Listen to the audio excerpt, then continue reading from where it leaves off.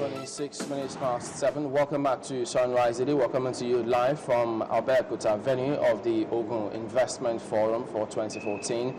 We're joined now by Oluwande Muoyo, who is the Commissioner of Budget and Planning. She's also the Chairperson, Investors Forum Planning Committee. Morning, and thank you for coming on today. Thank you. Well, yes, indeed, we do know that this will focus on agriculture and urban development. But then, for those who may not, give us a background to all of this.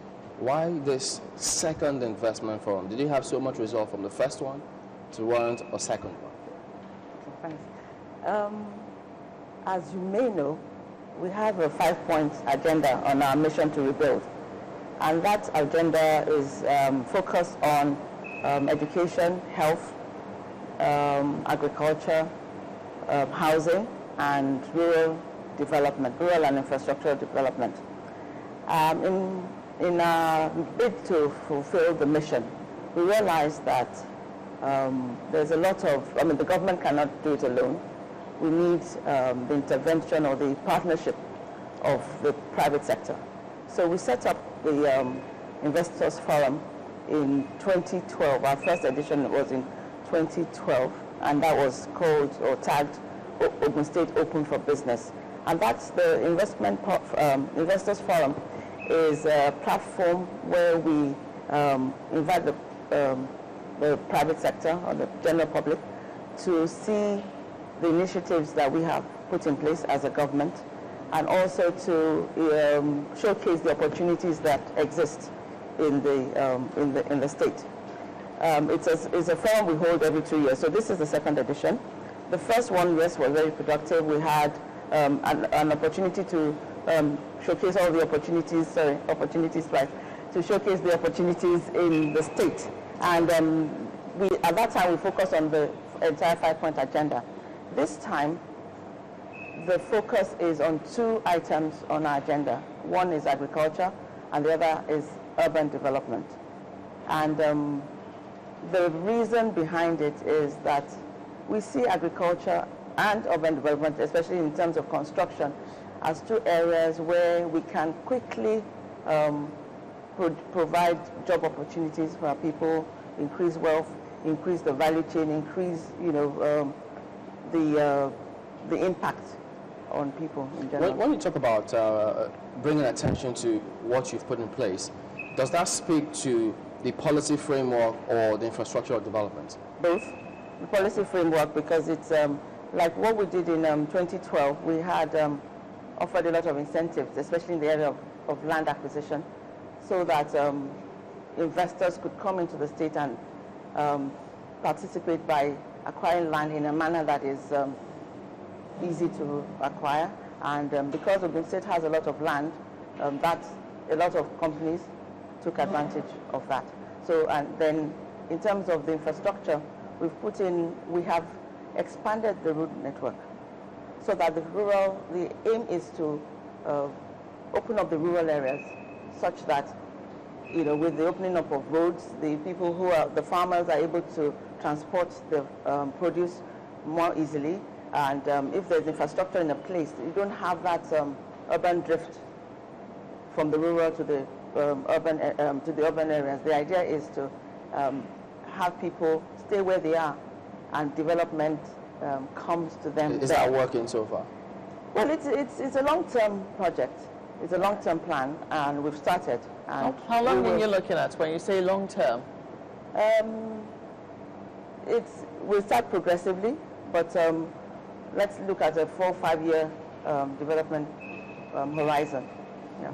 So you started 2 years ago with the Investors Forum. I'm sure that quite a number of investors must have shown interest. We don't know how many eventually, came in and started, and how you intend to build. Because I know that every year you'll be seeking to attract a lot more.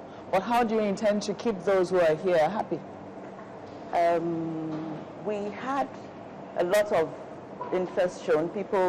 Hundreds of investors were interested in taking advantage of the incentives.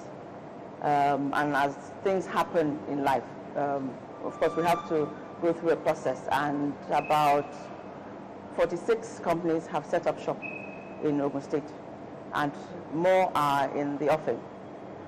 So it's really being able to keep those people. There's a lot of raw materials. If you look at agriculture, for example, the Ogun State has different soil types, which supports most crops that can grow in Nigeria can grow in Ogun State. Many people may not know that. Many investors may not know that. So there's the opportunity to get your raw materials locally here and feed into the entire value chain. So that's what we are building on, and we have the people, we have the natural resources, particularly land. We have 16.4 million hectares of land, and of that, 70% is cultivable. So so far, how many has been taken up? Well, 32% of that, 70%. So there's still ample. What comes to mind now is the proximity of your state, Ogun State, to Lagos, and entry and exit point for a lot of people. So we can also say it's also close to the ports. And now we're talking about agriculture. What scale of agriculture are we projecting from the state?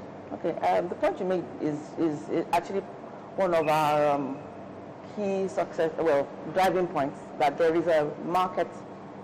The commercial capital, Lagos, is a ready market for produce. And when we're looking at not just producing, but also adding value so that we can export, there's a market, and Ogun State is a gateway, not just to Lagos, but to the entire West African coast. So there's a market out there which, is just waiting for the supply, which will come from Ogun State. Are we thinking of having any kind of assistance from the government to big-time farmers and even small-time farmers so that they can move from subsistence farming to real agri-business? Yes, we are doing that. In fact, one of the topics at today's, at the 2-day forum, is to see how we strengthen agribusiness and how we can improve the yields for smallholder farmers. So they're not just subsistence farmers, but then they go into mechanized farming and into large-scale production and be able to produce goods and add value to the point where it is exportable. It meets international standards. So we're looking at smallholder farmers not remaining as that, but as large-scale farming, plantations and all of that. If I could take you back to the point you tried to make about land. En route here, there are those who say, look, they've got issues with their CFO. So what has been done about trying to clear, if there's any backlog, and ensure that people actually get this as fast as possible? Okay. I'm not sure if you're aware of another initiative that we launched in December, and that was to say that I'm recognizing the fact that a lot of development has gone on. That's called the homeowners charter, and it was in recognition of the fact that a lot of development has gone on. Well, we opened a window where homeowners could come in with their documents and at reduced prices, we're able to fast track the issue of certificate of occupancy. It's still ongoing, but we're actively working on the issuing of those COOs. So the offer closed in March, whereby people could obtain the forms, and they're submitting the documents, which we are also processing to make sure that the homeowners are real homeowners, not just you built a house, but you actually have the documents of the house, and therefore making housing more easy to transact business in housing. Urban development is something that looks vague sometimes when you just talk about it. So I don't know what your government has as a plan. Definitely from agriculture, you see it will snowball into getting jobs for some people.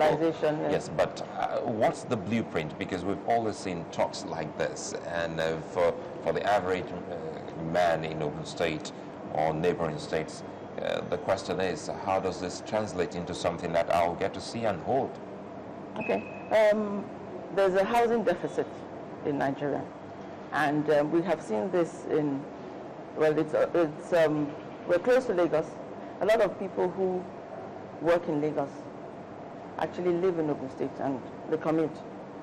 And so we're saying to developers, housing developers, that there is a market. You know, if you go to the neighboring towns, they're literally bursting at the seams. So part of our urban development program is not just on housing, it's building of new cities, small cities that have the modern infrastructure, that people can live, work, and just have a lifestyle that is, that would compare to what they would get elsewhere. So it's not. So we didn't want to narrow the focus to just housing. We're looking at developing cities, gated communities, etc.